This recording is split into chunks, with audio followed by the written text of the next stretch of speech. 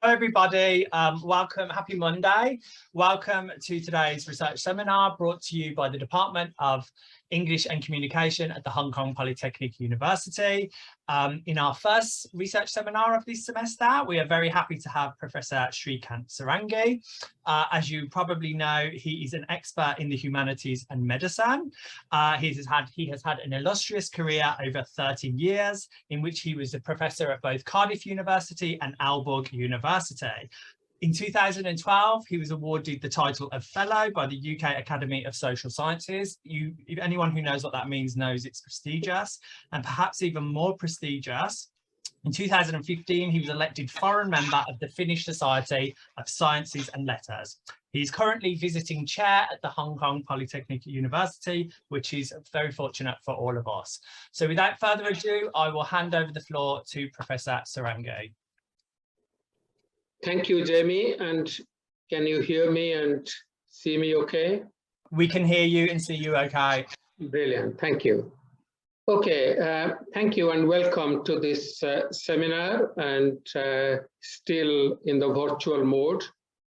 But then it is very fitting for the talk, because the talks that I'm going to talk about with regard to medical emergency communication is usually done through the telephone, and therefore there is no contact or any kind of physical belonging together. So the title for today is Patterns of Elicited and Volunteered Information vis-à-vis color types in medical emergency communication. I have a twofold framing for what I want to talk about. One, what I'm going to report are very preliminary findings from an empirical study, which is work in progress. I think it's an euphemism. It's not progressing at all. It's stuck.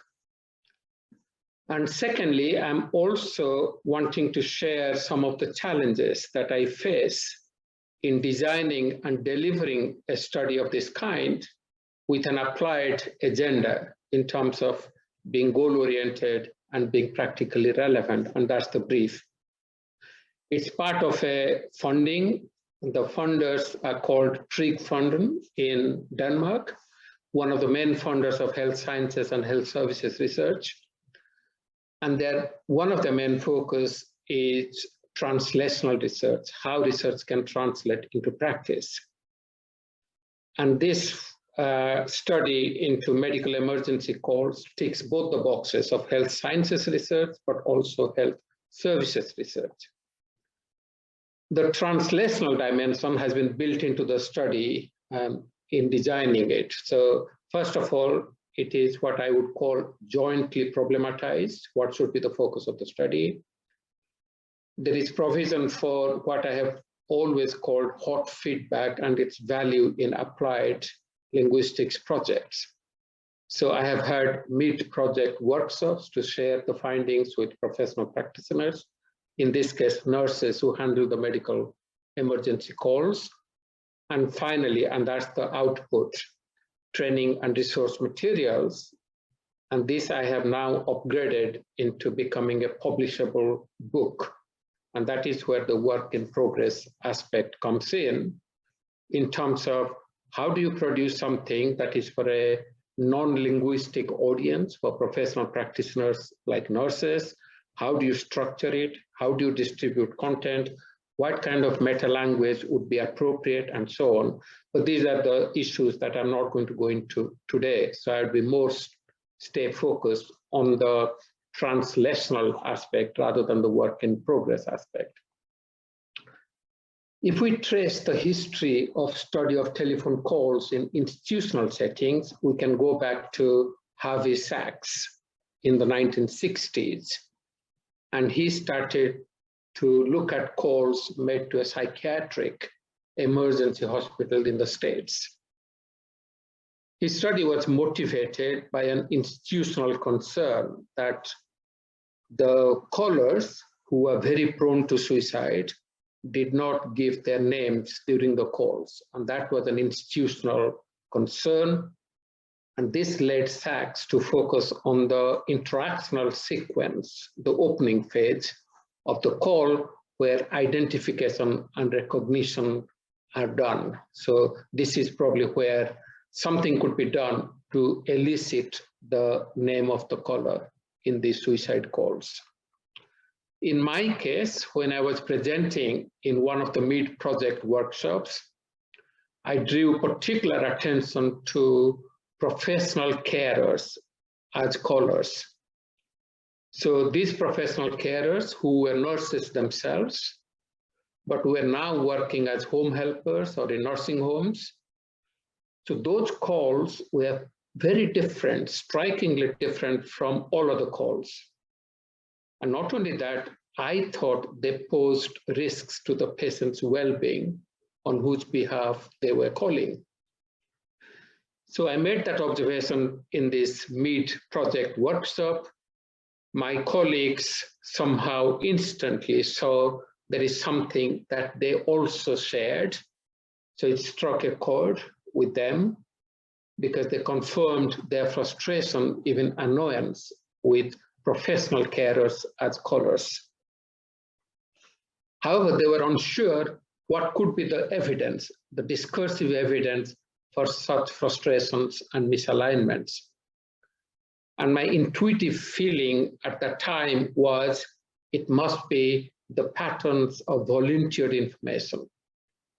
So professional carers gave too much information, too detailed, sometimes irrelevant for present purposes, and such volunteered information could derail the progression of the call, potentially delaying the dispatch of help and therefore the risk to the patient's well-being. And that led to have a focus in this present project to treat caller type as a key variable in the interaction process, that is the nature of elicited and volunteered information during the call, but also the outcome in terms of dispatch of ambulance paramedics in time. So the research question was thus built around the caller as a key variable. And the question would be, how do variations in caller types influence the nature of elicited and volunteered information, and consequently, the decision-making trajectory, especially in terms of time efficiency and accuracy? And the idea, of course, is these findings would point to how call takers could be made aware of these variations at the interaction level because of caller types and different caller types, and how such variations could be handled efficiently. So the notion of efficiency or communicative efficiency, as I would call it, is absolutely crucial to these calls because they are very quick. They have to be very brief, to the point, and has to be resolved. So there is this communicative efficiency on the part of the call taker. So can they take less time to elicit all the information, relevant information they need from the caller, so that they can make an accurate decision which follows the criteria that they have to work with. So all that has to be done in quick time. And that would be regarded as communicative efficiency. But combined with the efficiency, we also have the communicative vulnerability of the caller. The callers might not be so efficient. They might struggle. They may be unable to articulate precisely what the symptoms are. They may not be able to respond to the elicitation questions in very precise terms. They might become anxious, imprecise, and even inattentive. So how do you negotiate and navigate these two aspects, one trying to be efficient while the other is quite vulnerable? And this should be the kind of call that we can look at in detail. And here is a call from a patient, very brief, and you can see it ends in less than a minute. You have called 112, that's the number in Denmark to call emergency helplines. How can I help you? And the patient says, yes, hurry, hurry. Then there is something that one can't hear. I cannot go on. Then the nurse says, no, just talk to me for a little while. Just talk to me for a little while. Yes, what is the problem? It is shortness of breath. It's shortness of breath, yes, yes. Do you have COPD? And then the patient doesn't answer this question, says, hurry, I cannot go on any longer, I'm hanging up. So that's the end of the phone call.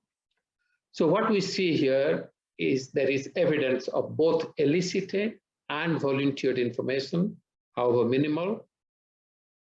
As you could see, there are aspects which could not be transcribed.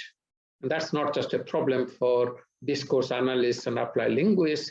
It may be a crucial concern that important information may be lost during the process of the telephone call, that both parties don't hear each other properly. And that's a big concern in itself. We could also see that the nurse's plea for the patient to continue talking is medically motivated. It allows the nurse to make a proper risk assessment of breathlessness, but also keeping talking allows the patient to remain awake until the ambulance arrives, and that's absolutely crucial. The patient's choice of words like hurry, I cannot go on, they point to extreme case formulations, that something has to be done. It's an extreme case. And among the different discourse devices, we could see the question format, directives, keep talking to me, and repetitions. And these are some of the devices, but there are others which might play a crucial role in these calls. So next I move to characterizing the medical emergency communication, the calls. And basically it's a very complex communication environment. It's targeted at risk assessment as a basis or a precondition for delivery of help, that is dispatch of ambulance. It is complex because at the call taker's end, the call takers have to manage information on various computer screens, as you can see in this graphic. They have to input different kinds of information, convey relevant ongoing information to different targets. And at the same time, they have to target questions at the third party. It could be the patient, it could be the doctor, and so on. It's also complex at the caller's end. They have to mediate many types of responses. They have to solicit and incorporate responses of co-present others, including the patient. They also have to carry out the actions as instructed by the call taker, the nurse, and report outcomes. Suppose it's a, give me the reading, give me the blood pressure, and so on. So what we have is a threefold management of this activity, that there has to be informed exchanged in terms of elicitation and volunteering. That would help to do the risk assessment based on the criteria. And there is an index system in terms of urgency or intensity from A to E, and that would decide what kind of help would be offered or dispatched or not. So the decisional outcomes, that is the dispatch of ambulance with or without siren. Then there could be the optional decisions, like whether the paramedic should go with the ambulance, should there be a doctor as well, should the call be transferred to on-call doctor, and so on. So many decisions have to be made on the spot. Much of the literature that deals with emergency calls are usually about calls to fire stations or police services, like 911 in USA, 999 in the UK, and 112 in Denmark, 113 in other parts of Scandinavia, and so on. But also to other helplines like the suicide helplines. And many scholars group them together under what might be called calling for help. And this can be characterized as Wallen calls it ordinary talk in extraordinary situations. But these are also exceptional in terms of a contrast between, for the caller, such calls are very unique. I don't know how many of us have had the experience of calling the ambulance services. I haven't. So this might be a very unique event if I have to do that sometime in the future. But for the call taker, it's a very routine, ordinary event. So it's both ordinary and extraordinary in that sense. So I see these calls having some family resemblance with all helpline calls, so calling for help, but they are very distinctive in certain ways and are quite hybrid as an activity type. So when I say activity type, I mean they're very goal-oriented, treaty structured so that content can flow very efficiently and in a kind of mannerly way. It's an activity type where there are specific roles for the participants. So for instance, it is the call taker who would be asking most of the questions, and it's the caller who would be expected to respond to those questions in a very timely and relevant way. As a hybrid activity type, and the reason why I'm calling it hybrid activity type is these calls not only resemble part of other helpline calls, but they also resemble other kinds of consultations or encounters, particularly clinic consultations when symptoms are being presented and history being taken. So part of the call, as we'll see later in the data, would seem like as if we are in with our general practitioner and in the doctor's clinic. But primarily, it is a service encounter. So like many other service encounters, it concerns seeking a service, here seeking help, and providing a service, here providing the help. So sometimes this seeking and providing of help can be articulated very explicitly. So people pick up the phone and say, please send an ambulance. I need an ambulance. I need help urgently. And the nurse might say, the ambulance is on its way. I've already sent help. So this can be very explicit. So within a particular call, the very sequence of seeking and providing help can occur repetitively, not just once, as indications of urgency, to manage anxiety, but also to reassure both sides, the caller, but also the call taker. Although it is a service encounter, it is not like ordering a pizza. It is also a gatekeeping encounter because there are constrained resources. Who can get help? How quickly? So the call takers have to justify, have to be absolutely sure that the call is genuine and that the caller is entitled to the help that is being asked for. So they have to establish the genuineness and the entitlement. And those two things would take time, and therefore they have to be through questions and answers, elicitations, and volunteering of information. So there is a tension between being a service encounter and being a gatekeeping encounter because it involves two different frames of reference. As far as the callers are concerned, they think they deserve, they're entitled to the help they're seeking.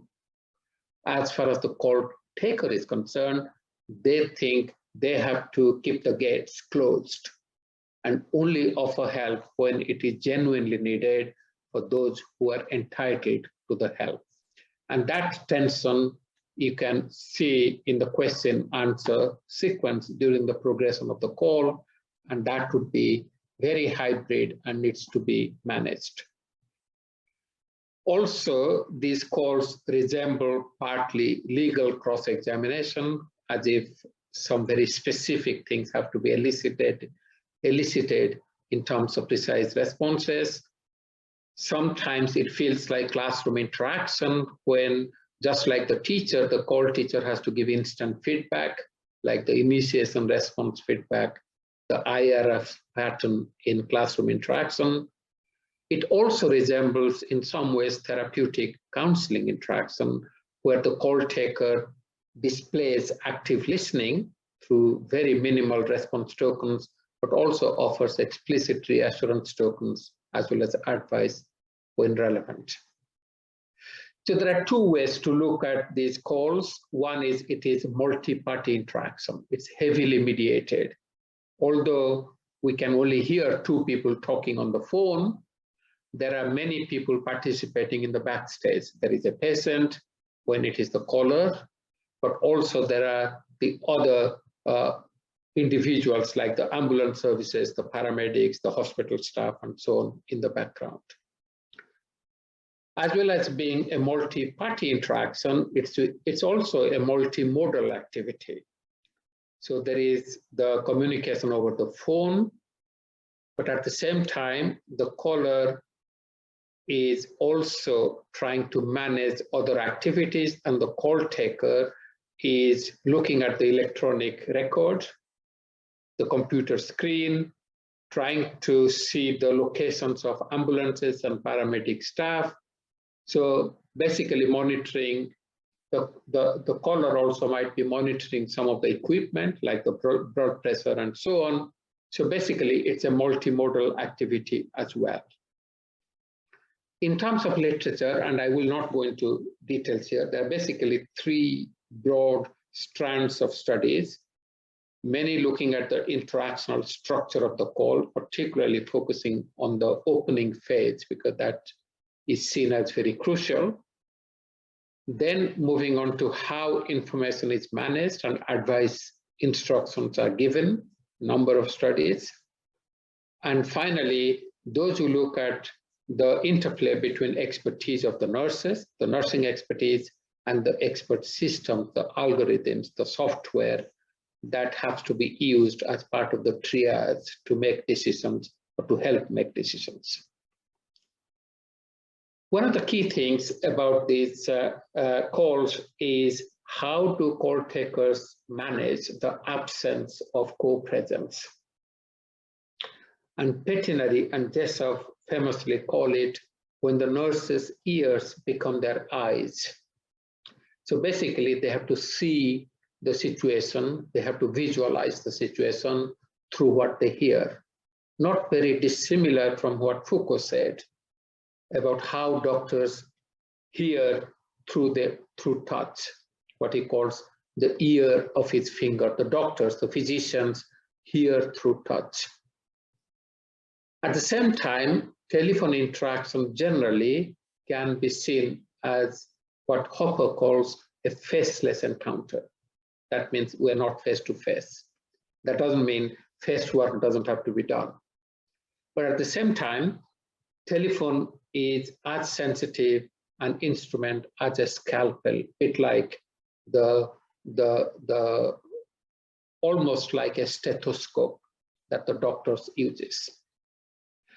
So what Pettinari and Jessop draw attention to is the importance of listening for background information and attention to the caller's concern. So especially when the caller is calling on behalf of the patient, and that is quite normal.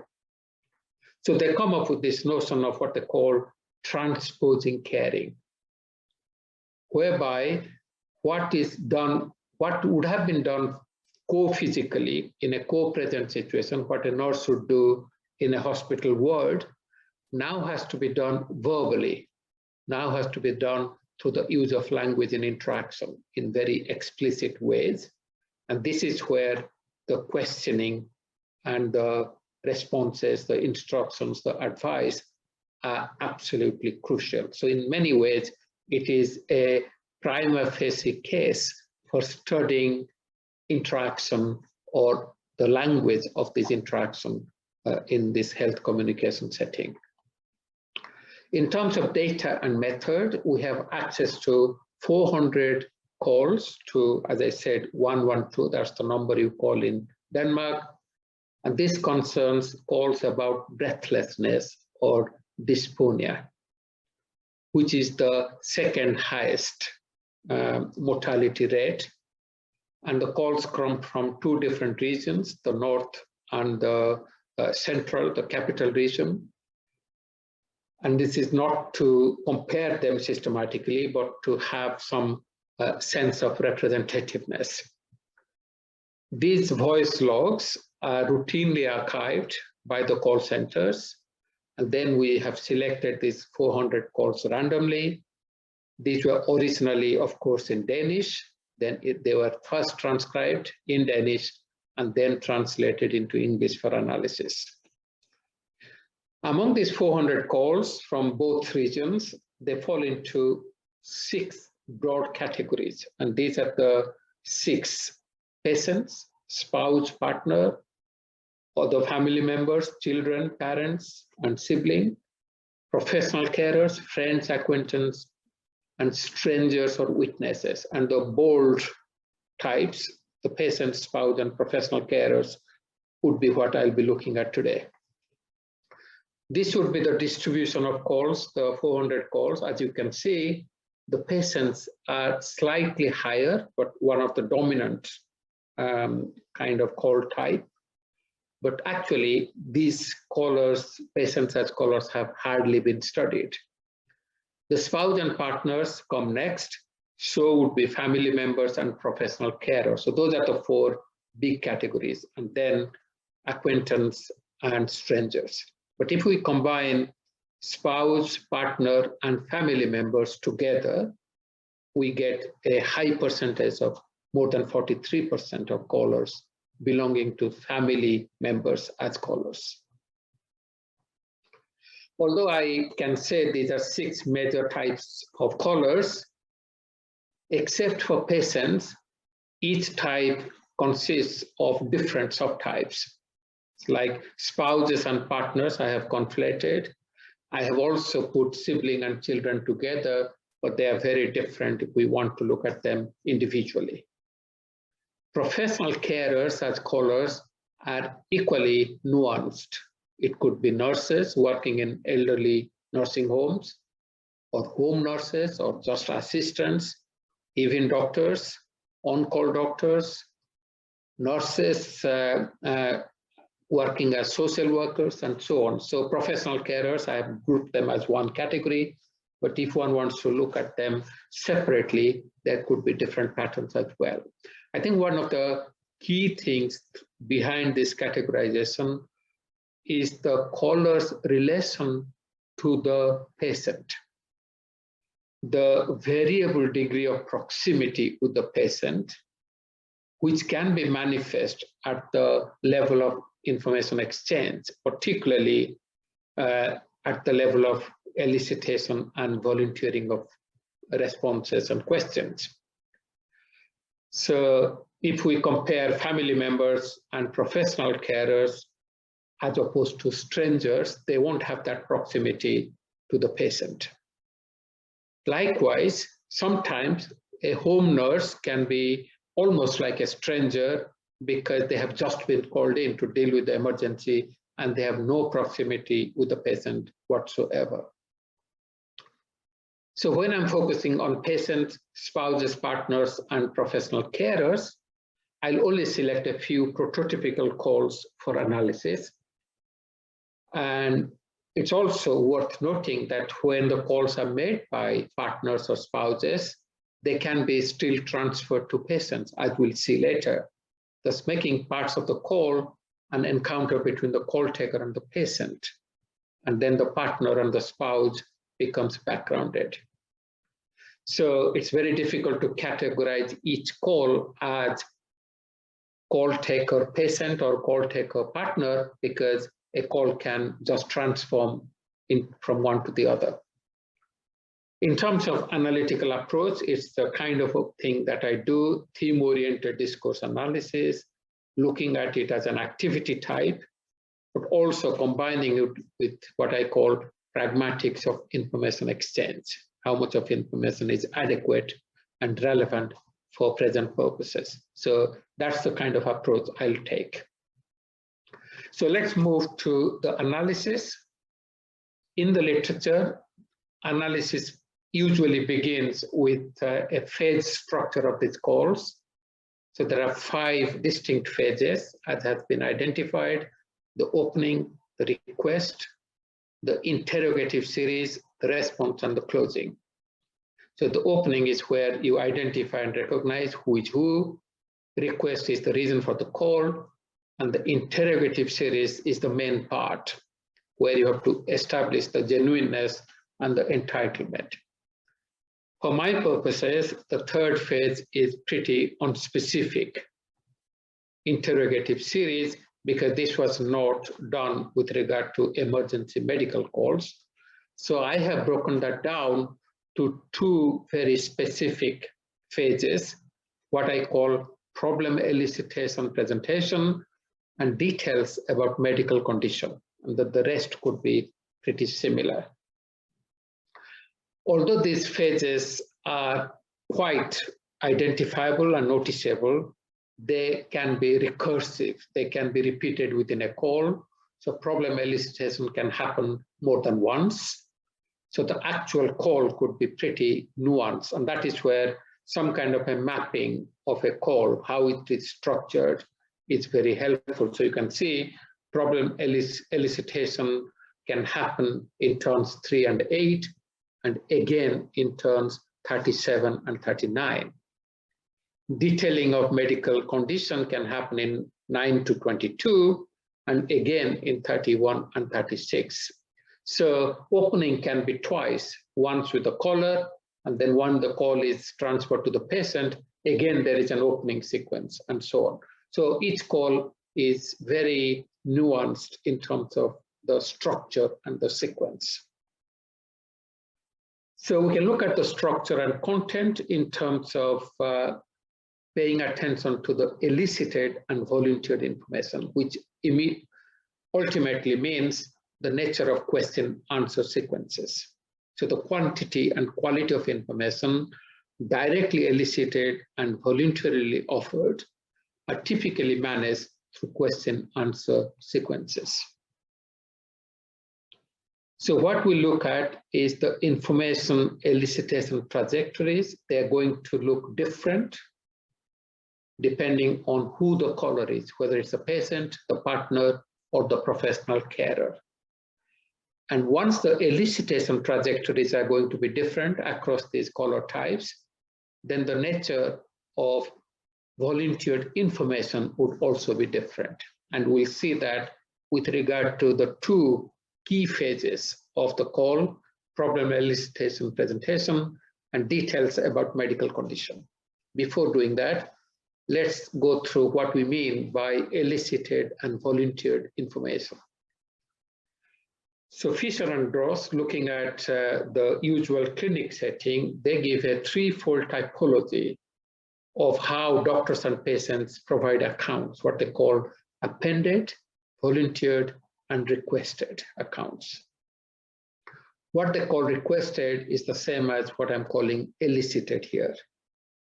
And their distinction between appended and volunteered is primarily based on whether the account is an extension of the requested information or an account is produced when the interactant holds the floor.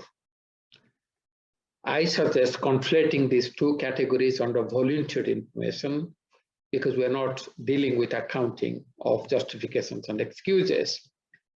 So for me, elicited information concerns a direct response to the elicited question. Volunteered information concerns going beyond what information is elicited within a given question. So it should be pretty straightforward. As I said, I'll deal with 3 call types or caller types, but they are on a cline. I'll begin with patients as callers because these are the calls which are very short, very brief, because the nurses can have direct access to the evidence, the need.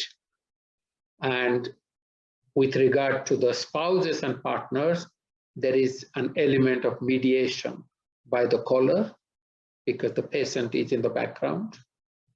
And finally, the professional carers as callers, which are heavily mediated, and to the point where there is hardly much elicitation of information because these callers provide a flood of volunteered information, and we'll simply have a feel of that.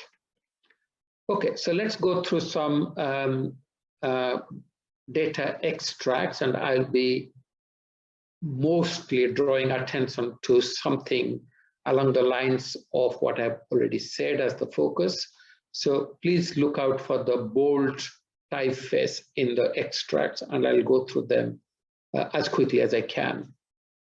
So these are the calls made by patients, and when the nurse says, "How can I help?" and the patient says, "I cannot breathe," the nurse immediately says, "I can hear that."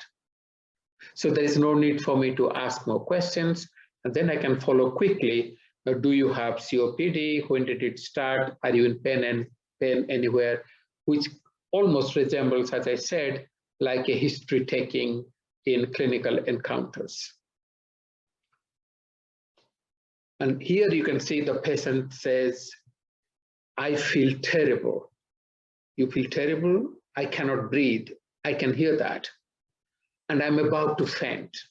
So you can see that the patient is trying to almost upgrade the intensity of the pain or his status in this particular condition.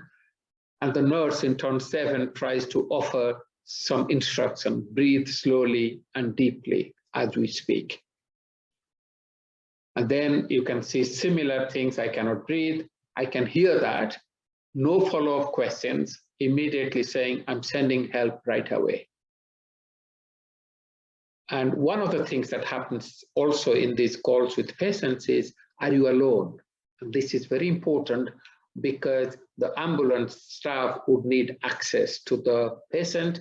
Is your door open? Can we get in? But also, if you are alone, then we need to get there quickly, and those kind of things. So when patients are callers, the calls can be very brief and dramatic. The call can be restricted to the help-seeking, providing sequence with clinical issues backgrounded. The call taker has to be very economical with elicitation questions, but also give very specific instructions like, "Do not spend more energy," and that becomes very vital.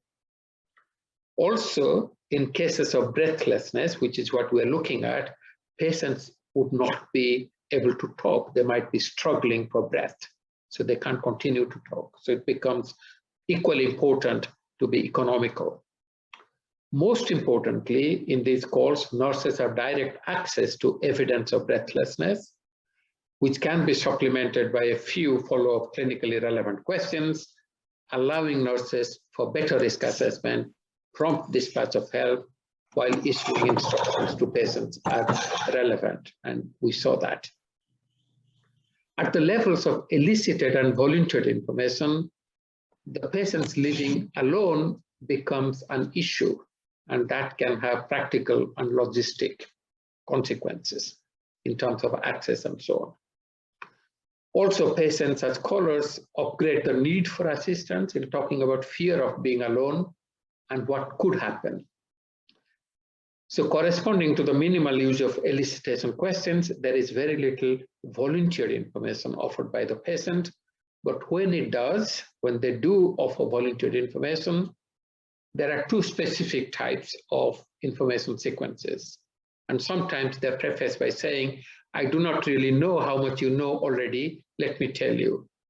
So they might tell something very general, reporting regarding immediately prior circumstances like previous hospitalization, contact with GP, etc., or more specific reporting regarding the here and now, a progressive account of deterioration.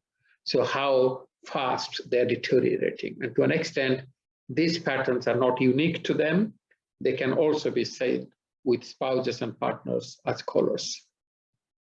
So we can see the typology of volunteered information, either giving medical history. I got out of hospital yesterday, I saw my GP last week.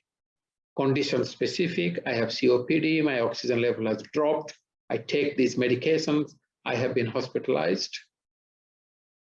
As situationally relevant, I am alone and I feel scared, but also lifestyle issues, I smoke, I drink, etc. Moving on to spouses and partners as callers, here we'll focus on how they provide information when it is elicited and they fail to give very precise symptoms or descriptions.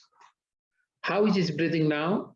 He breathes quickly, but he is blue in sort of around the nose sometimes, things like that. Is he blue now? Let me just go and check. And then the nurse immediately says, no, don't go. Can you stay with him? Yes, I can. Can you describe his breathing? No. So they find it hard. And then it is followed up with very specific questions. Is it boiling? Is it noisy? And then the caller imitates rather than describes in words how the patient's breathing is. How is his facial color? What? How is his facial color? He's clammy. That's not a response to the question. And so basically, these questions about facial color are very difficult for callers to respond with. And here you can see, how is his facial color? He's soaking wet. That's not a description of the color. He cannot breathe at all. So now the nurse returns to the face color with a more closed question. Is he pale or is he blue? And then moves on later to say, I would like to know more. Can you tell me? Then the caller says, the patient is standing here and he cannot breathe. Can you hear him? Yes, I can, the nurse says. How is his face color? Well, the color is well, it is normal. He just cannot breathe. So it's very difficult for callers to articulate what exactly the description of the face color is or can be. How is her facial color? It's totally crazy. Her eyes look like I do not know what. But is she red in the face? Is she blue in the face? Is she white in the face? So basically, the nurses are trying to trigger a more specific, precise response, and this is hard to come by. Sometimes they give instruction, try to feel her forehead to see if he's sweating. Do you think she's also sweating a bit? Sometimes the caller would address that question directly, transfer it to the patient. Are you sweating, the patient?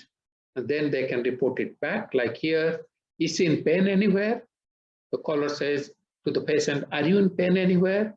In the background, the patient says, I have a pain in the heart.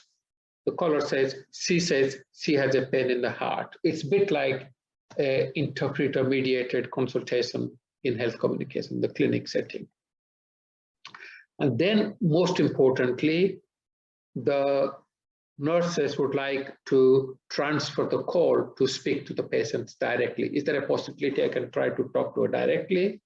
Sometimes the caller would say, no, I don't think so, but I can try, but I'm not sure. There are some things the nurse says I have to assess.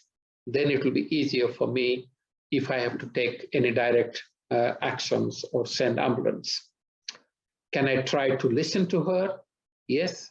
Can you come to the phone? The caller talks to the patient. And then the caller says, can you try to listen to it here? And the patient only breathes on the phone, and that should be enough. And the nurse says, yes, I can hear she breathes very quickly. You must not use any energy talking anymore. The nurse immediately tells the patient, but at the same time, nurse establishes it's very good that she could talk to her or at least listen to her, because it's making it a lot easier to send help. So that becomes an important part of the risk assessment. So I'll just skip that, and that kind of thing is pretty common, and they basically would try to do that. I think here you can see the nurse is saying, is he sweating? The caller says, I don't know, I have not touched him just now. Can you ask him about it? The nurse directs the question to the patient via the caller. The caller then says, I always have cold fingers, so it might be that it is not very true what I can feel, that he's warm. I think he can talk a little himself if you want to. Yes, I would like to talk to him. So the nurses try moving from indirect evidence to direct evidence by talking straight to the patient. So what we can see is that when spouses and partners are calling, they may lack the knowledge to offer adequate responses. They may avoid giving responses to elicited questions. So then that could lead to call takers explicating the purpose behind asking such questions, that I need to know that to assess the condition, to decide what kind of help would be appropriate. Also, they may redirect questions to the patient to assess the condition. They fail to provide adequate responses, particularly concerning symptoms, and this may compromise risk assessment. On such occasions, call takers tend to offer symptoms descriptions for confirmation by the callers. On other occasions, call takers routinely ask to talk to the patient so that they can listen to their breathing, but the partners, spouses can also initiate this possibility of direct access to patients.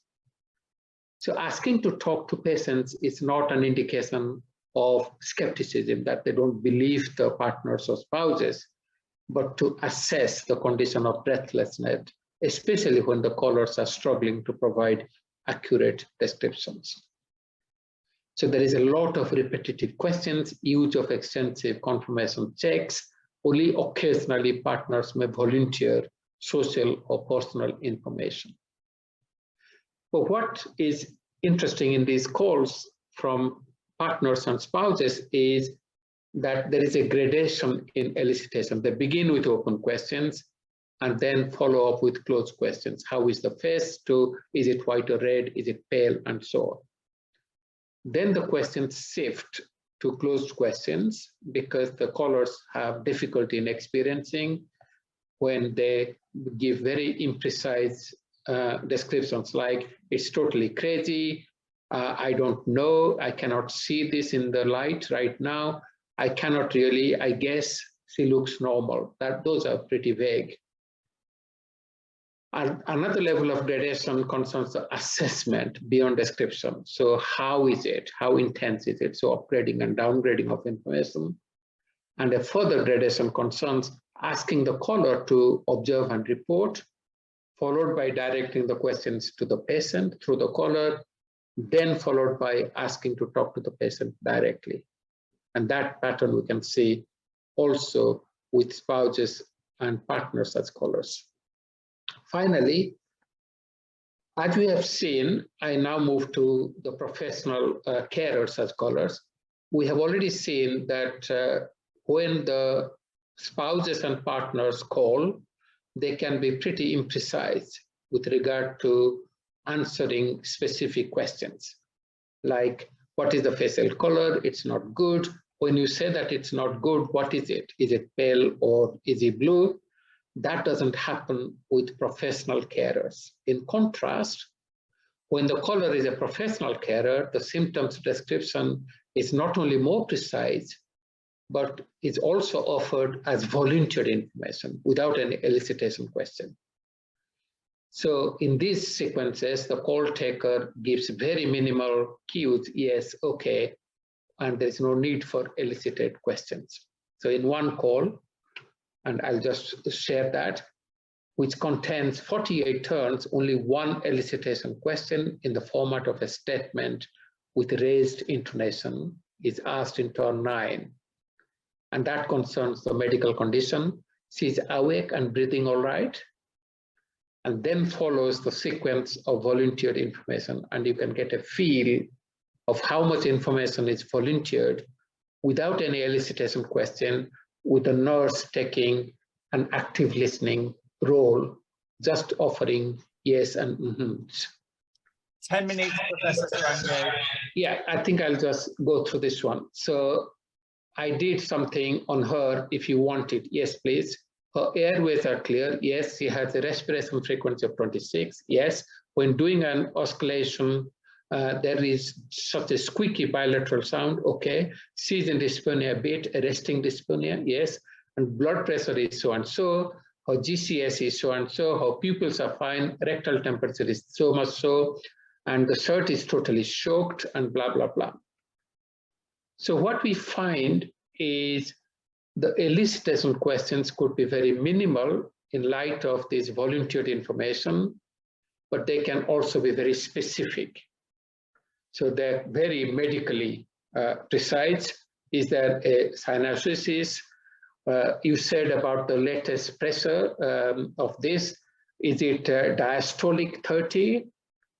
Are these sounds inspiratory or expiratory? So you can see that the medical jargon, the preciseness, and the choice of medical terminology, bilateral sound, resting dysphonia.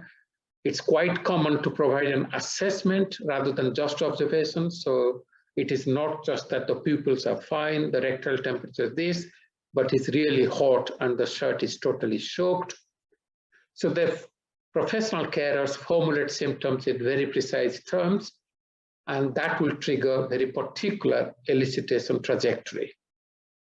But when the formulation is precise and detailed, there may not be a need for any elicitation questions. In other words, there is the volunteering of information which could forestall subsequent questioning. And this volunteered information can be about so many different things, about the current condition, about the kind of monitoring and reporting, the present situation in regard to severity, administration of medication, history, instruction to patients, and so on. But some of it could be irrelevant. Like here, we have a case where the professional carer goes on to say something, but it's not relevant. She has previously tried to prepare that may come to the hospital bed, and then she is very so and so. Then she has to have the palliative team at us. All this is irrelevant. And basically, the nurse then says, explain briefly, quickly what it is. So this could be the risk when there is too much of volunteered information. So I was going to go into summarizing this, but I think I can leave it there to take some questions, and then I can go through if there is time. Thank you. Thank you very much, Professor Sarangi. Very, very interesting talk.